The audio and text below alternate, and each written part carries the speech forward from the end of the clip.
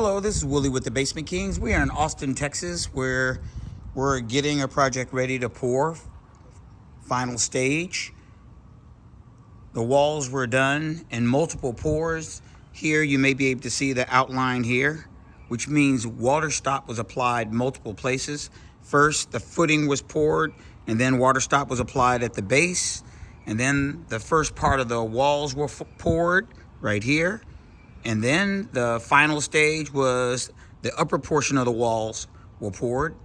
And then we came back, we put in our drain system, our interior drains. You can see our ports. Here, there's a close-up of our drain ports placed in.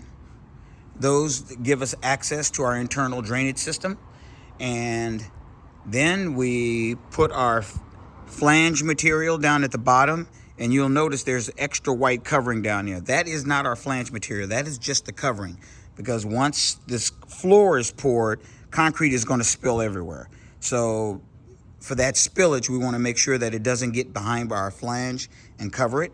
So we attach our drains and make them tight so we can adjust those. Those caps go up and down.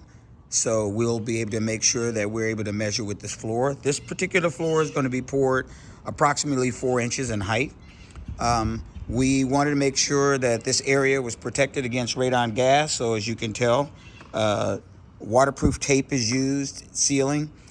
I tend to like Spargo brand, but because there's a 15 mil to a 20 mil, and that 20 mil actually blocks radon gas here in Texas.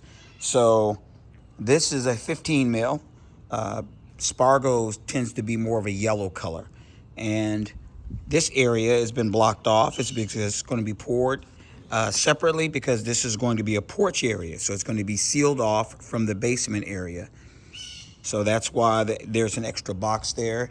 And our basins are on the other side. Yes, this is Texas, and 70% of the time, basements are poured without a sump basin system. I do not recommend it.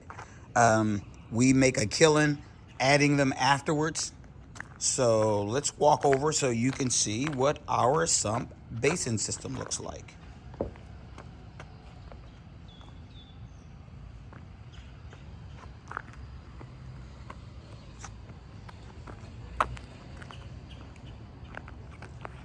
There we go.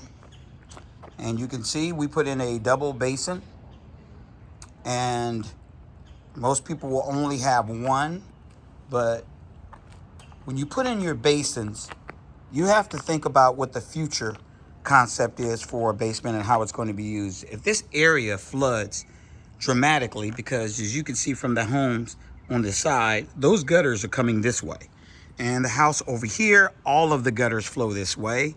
And the back, there's a rental property, and all the gutters are going to flow this direction. And this basement is the lowest point around us, so we can assume that we may get a lot more water than we've ever planned. So if we ever need to add an extra system in, we have our extra basin. But in this project, we're liable to put in 2 pumps and run them out to make sure that we never have a problem. The thought of basements, you should be thinking for the future. So that is this project. So now we're ready to pour. So this interior system is tied in to our sump, and we have an exterior system around, which is a general French drain. And you can see our clean out coming out over at the end. You want to get those in early because the walls may tend to want to collapse. And they'll cover the drain system pretty fast.